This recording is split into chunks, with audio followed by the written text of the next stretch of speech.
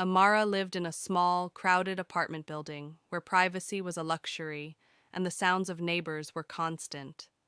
Outside her window was the reality of her life, but on the inside of her window, her imagination took flight. She often imagined a different world, a world where they lived in a beautiful house, a world where they could afford more than the basic needs of life, a world where they didn't have to queue to use the bathroom or share the restroom with 20 other neighbors. Amara's home life was warm despite the tight space. Her mother, Mama Nkechi, was her biggest cheerleader. Amara, she would say, hugging her tight, your mind is your superpower. Use it to create amazing things. Your mind is a palace. What you imagine is already half built. Amara loves fabric and design. Her love for fabric and design came from her grandmother, Mama G. Mama G had a sewing machine that hummed with stories, and by age 8, Amara was piecing together fabric scraps into tiny, imperfect pouches. A good designer always sees the whole garment before cutting the first thread, Mama G taught her. One day, Amara found an old, cracked mirror propped up in a dim corner of her room. It was dusty and chipped, but to Amara, it was magic. She'd look into it and use her imagination to see not just the young girl in the home, but a future version of herself. A beautiful, confident black woman standing proudly in a bright, spacious room, surrounded by shimmering fabrics and chic outfits and lots of beautifully designed clothes with customers all over the world. This wasn't just a daydream. It was her vision to have her own fashion store. Amara kept her sketches in a cherished, leather-bound notebook, her blueprint journal. She filled it with elaborate designs, flowing dresses, sharp suits, and vibrant color palettes. One afternoon, her friend Tolu came over. Tolu was smart and practical, but her mind didn't travel as far as Amara's. Tolu picked up the journal and laughed. Wow, Amara, a grand fashion store? Right here in our neighborhood? Be serious. These dreams are too big. You should be thinking about a sensible office job, not runway dresses. Tolu's laughter felt like a punch. Amara felt a hot wave of doubt wash over her. It was easy to believe in her big dream alone, but much harder when someone you cared about tried to make fun of it. But then she remembered her mother's words. Your mind is a palace. It is your superpower. Amara took a deep breath. Tolu, my dreams are big because I'm big enough to build them. She remembered what her grandma, Mama G, says often, if your dreams don't scare you a little, they aren't big enough. Tolu just shrugged, but Amara felt a new strength inside her. The greatest challenge came a year later.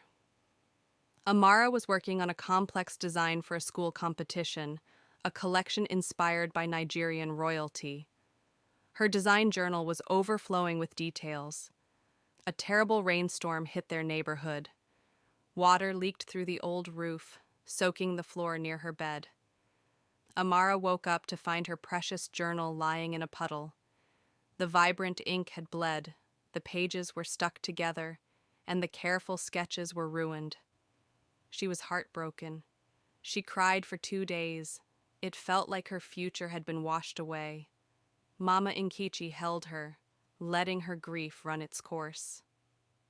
On the 3rd day, Amara had calmed down a bit.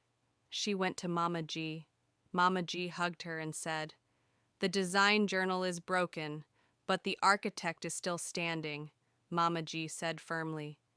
You saw the vision once, you can see it again. It's in your heart, not just that paper.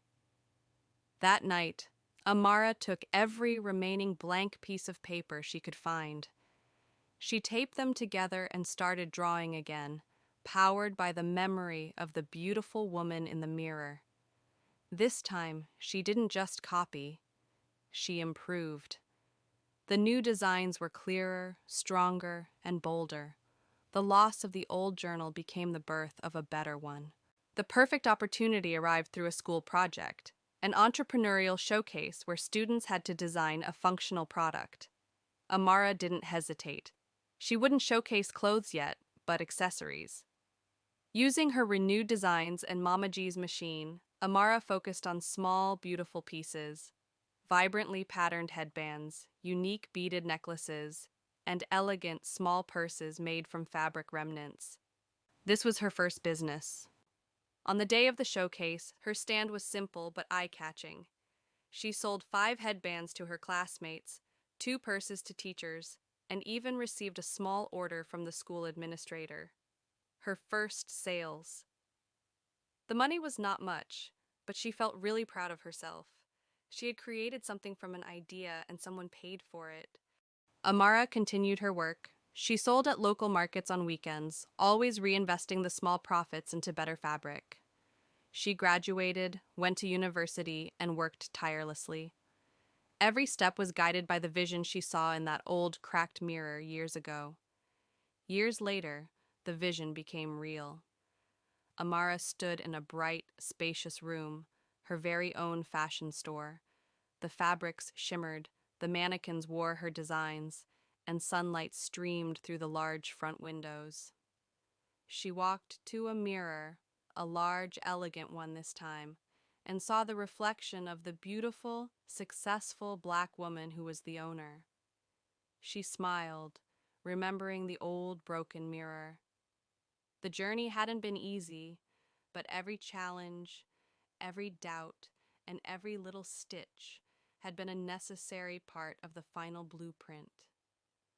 The greatest creation wasn't the store, it was the woman who built it. Big lessons, fun facts, and activities.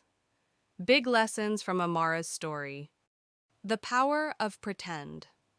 Your imagination is not just for games, it's a secret tool for your future. If you can see the good things you want in your mind, your feet will know how to walk toward them. Your inner architect. A vision or big dream is a blueprint. It guides you when things are difficult. Amara's vision of her store helped her keep sewing, even when her friends laughed or her sketchbook was ruined. The growth mindset. Challenges, like the destroyed sketchbook, are not reasons to quit. They are opportunities to upgrade your plan. Amara's second blueprint was better than the first because she learned from the failure. Journal prompts. Use these prompts to apply Amara's lessons. The mirror moment. Look into a mirror. Close your eyes and imagine yourself in 5 years. What is the most exciting thing you are doing? Describe it in detail. What are you wearing? What sounds are around you, and how does it feel? The Tolu test. Has anyone ever told you that your dream is too big, silly, or unrealistic? Write down exactly what they said. Now write down one powerful sentence you would say back to them that shows you still believe in yourself. The first stitch. Amara started small by making headbands. What is one small, low-cost thing you could do this week that is related to your biggest dream? E.g., if you want to be a baker, learn to bake a cookie. If you want to be a writer, write 1 paragraph. Fun fact and quiz. Fun fact. Did you know that many successful people, like Walt Disney, used visualization? Walt Disney drew detailed pictures of Disneyland long before the land was even purchased. He taught his team that if they couldn't clearly see the vision, they couldn't build it. Your mind is your first, best drawing board. Quick quiz. What was Amara's secret tool that helped her see her future? A. A magic map. B. Her imagination. C. A new sewing machine.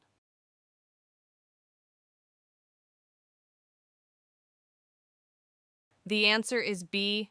Her imagination. What major challenge taught Amara that the architect is still standing? A. Losing her first sale. B. Moving to a new neighborhood. C. The rainstorm that ruined her sketchbook.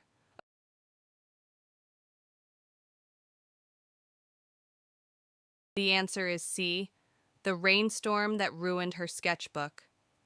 According to Amara's Mama Nkichi, what is Amara's mind? A. A busy market. B. A palace. C. An old book.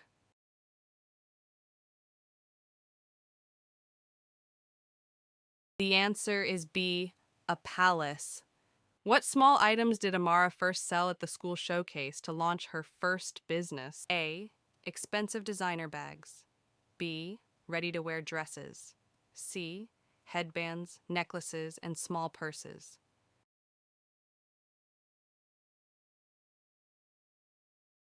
The answer is C, headbands, necklaces, and small purses. When her friend Tolu laughed at Amara's dreams, how did Amara respond? A, she hid her sketchbook and quit drawing. B, she agreed that her dreams were too big. C, she told Tolu that her dreams are big because she is big enough to catch them.